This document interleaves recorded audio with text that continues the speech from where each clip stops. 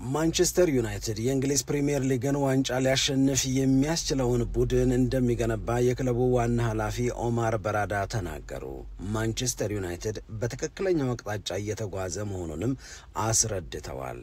በዚህ ክረምት ማንቸስተር ዩናይትድን እንዲቀላቀሉ ከሚጠበቁ ተጫዋቾች መካከል አንደኛው የሆነው ብሪያን ኤምቤሞ አሁንም ማንቸስተር ዩናይትድን መቀላቀል እንደሚፈልግ ተገልጿል። ከማንቸስተር ዩናይትድ ይወጣሉ ተብለው ስለሚጠበቁ ተጫዋቾችስ ምን አዳዲስ ነገር አለ የሚለውንና ሌሎች መረጃዎችን እያነሳን ለተወሰኑ ደቂቃዎች ከእናንተ ጋር ቆይታ እናደርጋለን። ሰላም ጤና ይስጥልን፣ እንደምናላችሁ የተከበራችሁና የተወደዳችሁ የሸገር ስፖርት ዊዝ አበበ ግደይ የዩቲዩብ ቻናል ቤተሰቦቻችን በያላችሁበት ሰላም ለእናንተ ይሁን። ታዲያ ይህንን ቻናል ሰብስክራይብ አድርጉት፣ የደውል ምልክቱን ተጫኑት፣ ሊንኩን ለሌሎች አጋሩና እንድንበዛ የምንሰራቸው ፕሮግራሞችም ብዙ ሰዎች ጋር መድረስ እንዲችል ማገዛችሁን ቀጥሉ። እስካሁን ላበረታችሁን በሙሉ እጅግ የላቀው ምስጋናችን ይድረሳችሁ እንላለን። ከልብም እናመሰግናለን። አስቀድመን ማንቸስተር ዩናይትድን በዚህ የክረምት የተጫዋቾች የዝውውር መስኮት እንደሚሰናበቱ ከሚጠበቁ ማንቸስተር ዩናይትድን መልቀቃቸው አይቀርም ከሚባሉ ተጫዋቾች መካከል አንዱ የሆነው አሌሃንድሮ ጋርናቾ እዛው በፕሪሚየር ሊጉ እየተጫወተ መቀጠል እንደሚፈልግ እየገለጸ ይገኛል።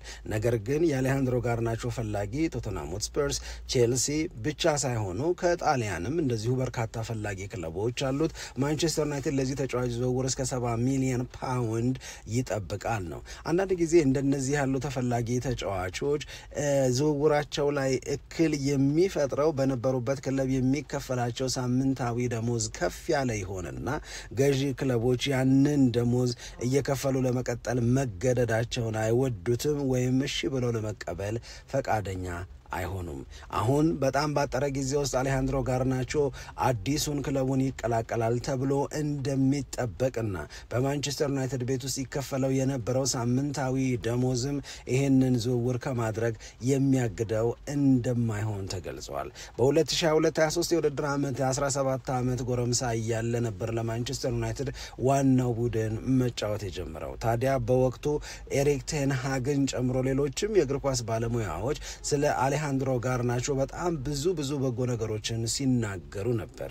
ነገ ለማንቸስተር ዩናይትድ ይሄ ልጅ ትልቅ ነገርን ያደርጋል ብለው በትንቢት መልክ ሲናገሩለት ነበር። አሌሃንድሮ ጋርናቾ በብዙ ጨዋታዎች በተለይ መጀመሪያ ላይ ከተቀያሪ ወንበር እየገባ ነገሮችን ሲቀይር ማንቸስተር ዩናይትድ እንደነዚህ ያሉ ወጣት ተጫዋቾች ላይ እየተገነባ ነገን ሙሉ በሙሉ መልሶ በራሱ ቁጥጥር ስር ሊያውል ይችላል ብለውም ሲናገሩ ይደመጡ ነበረ።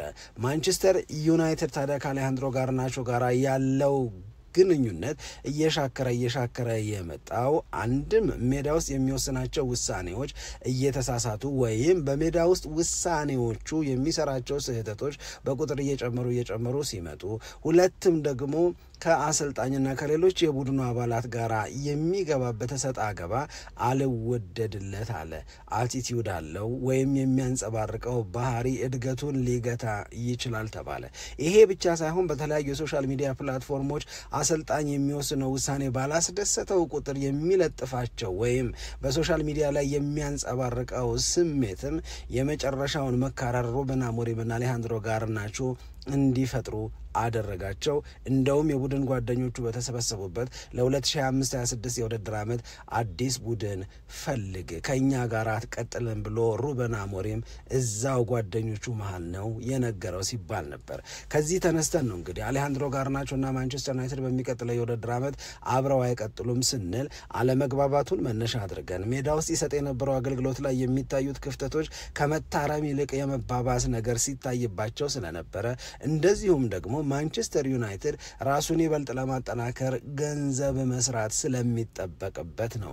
አሁን ማንቸስተር ዩናይትድ ይህንን ልጅ ለገበያ እስካቀረበ ድረስ ልጁን ማስፈረም እንፈልጋለን ያሉ የጣሊያንና የእንግሊዝ ክለቦች በቁጥር ብዙ ናቸው። እሱም ደግሞ የእውነት ለመናገር ማንቸስተር ዩናይትድ ለቆ መውጣትና በአዲስ ቻሌንጅ ራሱን ማየት ይፈልጋል። ይሄንን ነው በቅርቡ ሊከናወን እንደሚችል ዛሬ ከሰዓት በኋላ የወጡት መረጃዎች የሚያመለክቱት።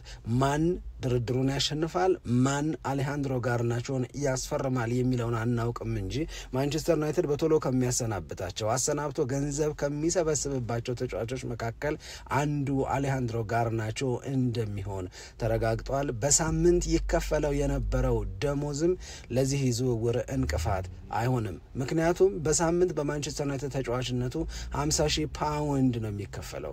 በአመት 2.6 ሚሊዮን ፓውንድ አካባቢ ከማንቸስተር ዩናይትድ ይሰበስባል። ይሄንን ማስቀጠል ካስፈለገም በተወሰነ ደረጃ ሳምንታዊ ደሞዙን አሻሽሎ አሌሃንድሮ ጋርናቾን ማስፈረም ይፈልጉታል ለተባሉት ክለቦች አስቸጋሪ አይደለም።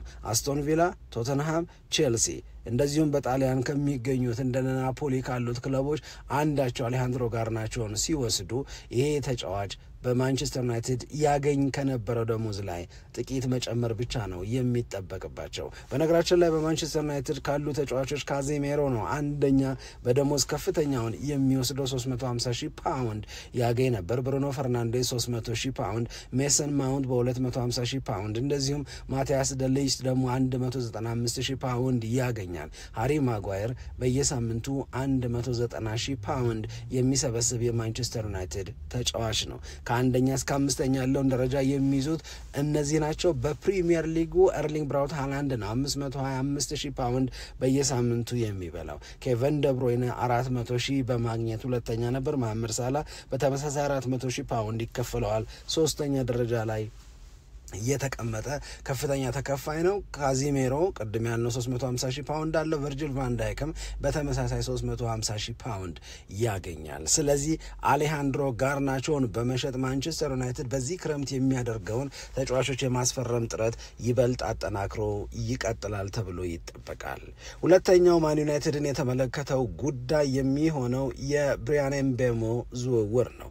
ኤምቤሞ ማንቸስተር ዩናይትድን እንዲቀላቀል ይፈለጋል። እንደውም ለማንቸስተር ዩናይትድ ቅርብ ናቸው የሚባሉ ሰዎች በአብዛኛው የሚናገሩት ሩበን አሞሪም እርግጠኛ ነው ብለው ነው።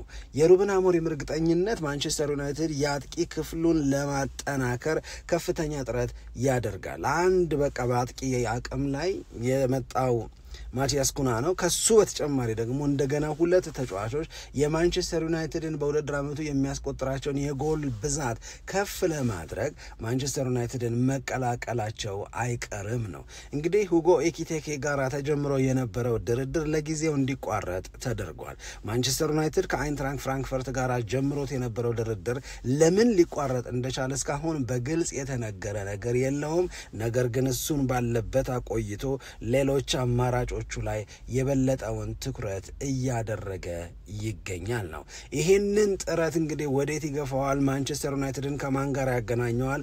ወይ በቀጣዩ የውድድር ዓመት የማንቸስተር ዩናይትድን ማሊያ ለብሶ ለማንቸስተር ዩናይትድ ጎል እንዲያስቆጥር የሚጠበቅበት ተጫዋች ማን ይሆናል የሚለውን ምን ጠብቅ ይሆናል። ነገር ግን ከአይንትራንክ ፍራንክፈርት ጋር ተጀምሮ የነበረው ሁጎ ኤኪቴኬን የማስፈረሙ ጥረት ባለበት እንዲቆም ተደርጓል።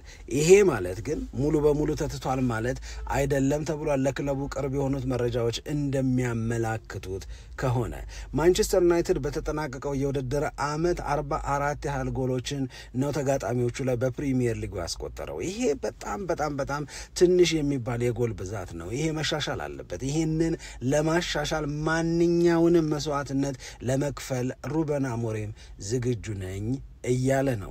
44 ጎል ማስቆጠር ማለት ማንቸስተር ዩናይትድ ብዙ ባገባ በሚል ነው የሚሻለው ከኤቨርተንና ከፕሪሚየር ሊጉ ከተሰናበቱ 3 ክለቦች ብቻ ነው። ይህንን እንዲያሻሽሉ ነው ብሪያን ኤምቤሞ እንደዚሁም ደግሞ ማቲያስ ኩና እና ሌሎች የፊት መስመር ተጫዋቾች ሌሎች ጎል በማስቆጠር የተሻለ አቅም ያላቸው ተጫዋቾች ወደ ኦልድ ትራፎርድ እንዲሄዱ የሚፈለገው። አሁንም ድረስ ከቶተንሃም ሆትስፐርስ የቀረበው የዝውውር ጥያቄ ለብሬንትፎርድ የበለጠ የሚስማማ ነው ቢባልም እንኳን ብሪያን ኤምቤሞ ግን ማንቸስተር ዩናይትድ ይሻለኛል እንዳለ ነው። ለዚህ ነው የማንቸስተር ዩናይትድ ሰዎች ለማንቸስተር ዩናይትድ ደጋፊዎች በብሪያን ኤምቤሞ ዝውውር ዙሪያ ተረጋጉ፣ የሚረብሽ ምንም ነገር የለም፣ ሁሉም በቁጥጥር ስር ነው እያሉ ነው መባሉ። ስለዚህ ብሪያን ኤምቤሞን የሚያስፈርም ከሆነ 2 10 ቁጥር ቦታ ላይ የሚጫወቱለትን ተጫዋች ሩበን አሞሪም አገኘ ማለት ነው። ብሪያን ኤምቤሞ ማለት ደግሞ በጣም ብዙ ሜዳን አካሎ መጫወት የሚችል በዚህም ረገድ በፕሪሚየር ሊጉ ከነበሩ ተጫዋቾች በሙሉ ቀዳሚ የሆነ በኮከብ ግባግቢነት ውስጥ የሚፎካከር ብቻውን 20 የፕሪሚየር ሊግ ጎል ለብሬንትፎርድ ያስቆጠረ ኳስ የማሻገር አቅሙ በጣም ጥሩ የሆነ በዚህም ቁጥር ትልቅ ደረጃ ላይ የሚገኝ ተጫዋች ነው። ይሄ ካሜሩናዊ አሁንም ልቡ ማንቸስተር ዩናይትድን እንዳለ ነው። ማንቸስተር ዩናይትድ ይሄንን አውቋል። ከብሬንትፎርድ ጋራ ድርድሩን በቅርቡ ለማጠናቀቅ ሁለተኛው እና የተሻሻለውን የዝውውር ሂሳብ ይዞ የተግባር እንቅስቃሴ ያደርጋል ተብሎ ይጠበቃል። የማንቸስተር ዩናይትዱ ሲኢኦ ኦማር በራዳ ነገ ለህትመት ይበቃል በተባለ አንድ ቃለ ምልልሳቸው ላይ ያነሷቸው ወይም የነካኳቸው ጉዳዮች የሚዲያዎችን ትኩረት ስበዋል። ከነዚህ ጉዳዮች መካከል የተወሰነውን ቀንጭበን እናንሳና ሙሉ ዝርዝሩን በቀጣይ ፕሮግራማችን ላይ ለማየት ወይም ደግሞ ለመቃኘት ጥረት እናደርጋለን። ካነሷቸው ጉዳዮች መካከል ሲኢኦ ወይም ኦማር በራዳ ማንቸስተር ዩናይትድ የእንግሊዝ ፕሪሚየር ሊግን ዋንጫ ለማሸነፍ የሚያስችለውን ቡድን ይገነባል መባሉ ነው። እንግዲህ ይህንን የተናገሩት ያው ማንቸስተር ዩናይትድ ከዚህ በፊት እንደተናገርነው ከእንግሊዝ ፕሪሚየር ሊግ ዋንጫ አሸናፊነት ውጪ ሆነው ቆይቷል። ከ2012-13 የውድድር ዓመት በኋላ የተለያዩ አሰልጣኞችን የተለያዩ ተጫዋቾችን ወደ ቡድኑ ቢቀላቀልም ማንቸስተር ዩናይትድ ግን የፕሪሚየር ሊጉን ዋንጫ አላሸነፈም። ይሄ ያለ ዋንጫ የሚያልፈው የውድድር ዓመት ለማንቸስተር ዩናይትድ ብዙ ነው ተብሏል። ከ2012-13 አንስቶ እስከ 2024-25 ድረስ ማንቸስተር ዩናይትድ አንድም የፕሪሚየር ሊግ ዋንጫ ሳያሸንፍ ይቆያል ብሎ የጠረጠረ ይቆያል ብሎ የገመተ አንድም ሰው አልነበረም። ግን ሆነ። ይሄ ከዚህ በኋላ ብዙ አይጓዝም ነው የሚሉት ኦማር በራዳ። ማንቸስተር ዩናይትድ በመጪዎቹ የዝውውር መስኮቶች የአሁኑን ጨምሮ የፕሪሚየር ሊጉን ዋንጫ ማሸነፍ የሚያስችለውን ቡድን ይገነባል። ለዚህ በጣም እርግጠኞች ነን ይላሉ። በነገራችን ላይ ከኦማር በራዳ ጋር ቃለ ምልልስ ሊያደርግ ሰውየውን ያገኛቸው ጋዜጠኛ ከሳቸው ጋር ቆይታ ከማድረጉ በፊት ሰውየው ጋዜጠኛው ራሱ የማንቸስተር ዩናይትድ ደጋፊ ነው። በተስፋ መቁረጡ ውስጥ ጥሩ ስሜት ሳይሰማው የሄደ ማንቸስተር ዩናይትድን እንደገና የዋንጫ ተፎካካሪ እንደገና የዋንጫ አሸናፊ ሆኖ ለማየት ብዙ ለመጠበቅ እንደሚገደድ እያሰበ ነበረ ወደ ሰውየው ቢሮ የገባው። ነገር ግን ይላል ጸሐፊው ጋዜጣዊ መግለጫውን ወይም ደግሞ ቃለ ምልልሱን ከሰውየው ጋር አድርጌ ከጨረስኩ በኋላ ግን በተስፋ ተሞልቻለሁ፣ ሰውየውን አምኜዋለሁ ይላል። ኦማር በራዳ ደግሞ የሚሉት ነገር ምንድነው? ማንቸስተር ዩናይትድን እንደገና ታላቅ እናደርገዋለን። መጀመሪያም ለስታፎቻችን ተናግረን ነበር፣ ለደጋፊዎቻችን ይፋ አድርገን ነበረ። ፕሮጀክት 150 የሚል ቀርጸን እየተንቀሳቀስን ነው። ይሄ ይሳካል፣ የማይሳካበት ምንም ምክንያት የለም የሚል አስተያየት ሰጥተዋል። ይሄ ማለት ማንቸስተር ዩናይትድ ግፋ ቢል በ2028 የእንግሊዝ ፕሪሚየር ሊግን ዋንጫ በወንድም በሴትም ማሸነፍ ይችላል ነው። በ2028 ግፋቢል ዋንጫ እናነሳለን ማለት በ2025-26 በ2026-27 አናሸንፍም ማለት አይደለም። ለዛ አንሰራም ማለት አይደለም። ነገር ግን ዋንጫ ሳናነሳ የምንጓዘው ጉዞ ከ2028 በላይ አይሄድም። እስከዛ ድረስ የሚኖሩን የዝውውር መስኮቶች በሙሉ ዋንጫ የሚያሸንፍ ቡድንን ለመገንባት በደንብ አድርገን እንጠቀምበታለን። ለዛ ደግሞ እስከ 3 የዝውውር መስኮቶች በክረምት ይኖሩናል። ፕሪሚየር ሊጉን የሚያሸንፈው የማንቸስተር ዩናይትድ ቡድንም ይገነባል። ለዚህ እርግጠኞች ነን፣ ልበ ሙሉ ነኝ ይላሉ ኦማር በራዳ። ስለዚህ ማንም 2028 ዋንጫ እንበላለን ስንል ስለ 2025-26 አናስብም፣ 26-27 አናስብም እንዳልን አድርጎ መተርጎም የለበትም። መደረግ ያለበት በሙሉ ይደረጋል። መከፈል ያለበት ዋጋ በሙሉ ይከፈላል። አንድ ነገር በእርግጠኝነት መናገር እችላለሁ፣ አስከፊው የማንቸስተር ዩናይትድ ጊዜ አልፏል፣ በበጎ ተተክቷል። ከዚህ በኋላ በማንቸስተር ዩናይትድ ቤት ውስጥ በጎ ነገሮች እየጨመሩ በጎ ነገሮች እያደጉ እንጂ እንደ ትላንት የምንቆዝምበት ምንም አይነት ምክንያት አይኖርም የሚል አስተያየት ሰጥተዋል። ስለዚህ መጪው ጊዜ ብሩህ ነው የሚለው የሩበን አሞሪም አስተያየት ሊቀመንበሩ ኦማር በራዳም ይጋሩታል ማለት ነው። ይህንን ነው በዚህ ቃለ ምልልስ ላይ ያረጋገጡት። ከዛ በተጨማሪ ግን ምናልባት የማንቸስተር ዩናይትድ አሰልጣኝ ሩበን አሞሪም በመጀመሪያው የውድድር ዓመት እንግዲህ የውድድር ዓመቱ አጋማሽ ላይ ዳር አካባቢ ነው ማንቸስተር ዩናይትድን የተረከቡት። ማንቸስተር ዩናይትድን ከተረከቡ በኋላ የተመዘገቡት ነገሮች ብዙ ውጣ ውረዶች የነበሩበት፣ በፈተና የተሞሉበት፣ ውጤት ማምጣት የተቸገሩበት፣ ማንቸስተር ዩናይትድ በአጠቃላይ በውድድር ዓመቱ 18 ጊዜ የተሸነፈበት ነበረ እና ይህንን የአሰልጣኙን የችግር ጊዜ ማንቸስተር ዩናይትድ እንዴት ይረዳዋል? ማንቸስተር ዩናይትድ ይህንን አካሄድ እውነት ሩበን አሞሪም ይቀይረዋል፣ ያልፈዋል ብለው ያስባሉ ወይ ነው? እንኳን አደረግነው ነው የሚሉት ኦማር በራዳ። እንኳን አደረግነው፣ ምክንያቱም የ2024-25 ዳር ላይ ሩበን አሞሪም ማንቸስተር ዩናይትድን መያዝ ለ2025-26 እንደሚደረግ ዝግጅት አድርገን ነው የቆጠርነው ነው የሚሉት። ስለዚህ አሁን እሱ ሊጉን አውቆታል። አሁን እሱ በማንቸስተር ዩናይትድ ቤት ውስጥ ምን እንደሚፈለግ፣ ማን መቆየት እንዳለበት፣ ማን መሰናበት እንዳለበት ሙሉ በሙሉ በተግባር አይቶ አረጋግጠዋል። ስለዚህ ከዚህ በኋላ የሚኖሩት ነገሮች የለውጥ ናቸው፣ የመለወጥ ናቸው። ሰዎች ይለወጣሉ።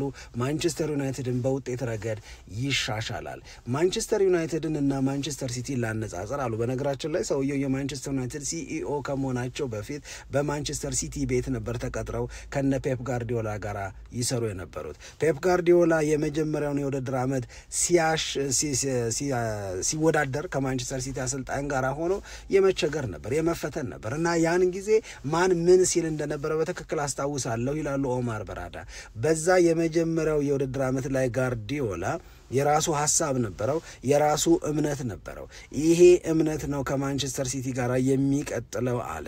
የመጀመሪያው የውድድር ዓመት ላይ ጋርዲዮላ ምንም አይነት ዋንጫ አላሸነፈም። ያኔ ሰዎች አሾፉ። ያኔ ሰዎች መናገር ያለባቸውን ነገር በሙሉ ተናገሩ።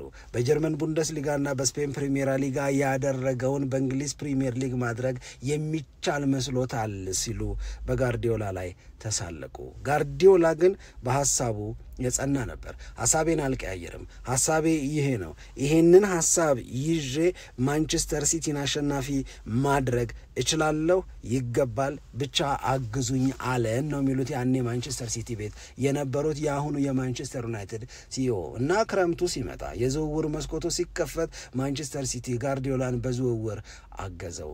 ከዛ በኋላ የሆነውን ለእናንተ መንገር አይገባኝም። ጋርዲዮላና ማንቸስተር ሲቲ ደጋግመው የፕሪሚየር ሊጉን ዋንጫ አሸነፉ። ጋርዲዮላ ማንቸስተር ሲቲንና የአውሮፓ ቻምፒዮንስ ሊግን ዋንጫ አገናኘ። በተመሳሳይ የሩበን አሞሪምና የማንቸስተር ዩናይትድ የመጀመሪያ የውድድር ዓመት የመፈተን ቢሆን የመቸገር ቢሆን አይደንቀኝም። ማንቸስተር ዩናይትድ እና ሩበን አሞሪም ከዚህ እንደሚወጡ በሩበን አሞሪም ሐሳብ እኛ ሁላችን እናምናለን። ሐሳቡን ሜዳ ላይ ተግባራዊ ያደርጋል። ለዚህ ደግሞ ያለ ገደብ እንደግፈዋለን፣ ከጎኑም ነን ብለው ማረጋገጫ ሰጥተዋል። ስለዚህ ማንቸስተር ዩናይትድ በትክክለኛው መስመር ላይ ይገኛል። ይሄ መስመር ማንቸስተር ዩናይትድንና ድልን፣ ማንቸስተር ዩናይትድንና ታላቅነትን መልሶ ያገናኛል። ቀላል እንዳልሆነ እንረዳለን። ነገር ግን ደግሞ እነዚህ አስቸጋሪ የፈተና የነበሩት ጊዜያቶች አሁን አልፈዋል። ቶሎም ወደ ማንቸስተር ዩናይትድ አይመለሱም የሚል አስተያየትን ሰጥተዋል። የክለቡ ሲኢኦ ኦማር በራዳ ናቸው ይህንን የተናገሩት። ስለዚህ እውነት ማንቸስተር ዩናይትድ በዚሁ ራስን የማጠናከር ጥረት ቀጥሎ በ2027-28 የውድድር ዓመት ከተመሰረተ 150 ዓመት ሲሞላው የፕሪሚየር ሊጉን ዋንጫ ያሸንፍ ይሆን? 2027-28 ስንባል ግን 2025ና 26ን 26ና 27ን እንዳንረሳም ኦማር በራዳ አስጠንቅቀዋል። ማንቸስተር ዩናይትድ በትክክለኛው መስመር ላይ ነው። የማንቸስተር ዩናይትድ ታላቅነት ይመለሳል። ማንቸስተር ዩናይትድ እንደገና የፕሪሚየር ሊጉን ዋንጫ ያሸንፋል። የፕሪሚየር ሊጉን ዋንጫ የሚያሸንፍ ቡድንም ይገነባል። የሲኢኦ የኦማር በራዳ አስተያየት ነው። አብራችሁን ስለነበራችሁ እጅግ በጣም አድርገን እናመሰግናለን። አሁንም ሐሳቦቻችሁን ላኩልን። እንደዚሁም ዩቲዩብ ቻናላችንን ሊንክ ለሌሎች አጋሩና እንብዛ እንላለን። ስለደገፋችሁን በሙሉ እጅግ በጣም አድርገን ነው የምናመሰግነው። ደግሞ ተመልሰን ምን አዳዲስ ነገሮች አሉ ብለን ወደ ማምሻ ምን መጣ ይሆናል። ለአሁን ሰላም ለእናንተ ይሁን። ኢትዮጵያ ለዘለዓለም ትኖር።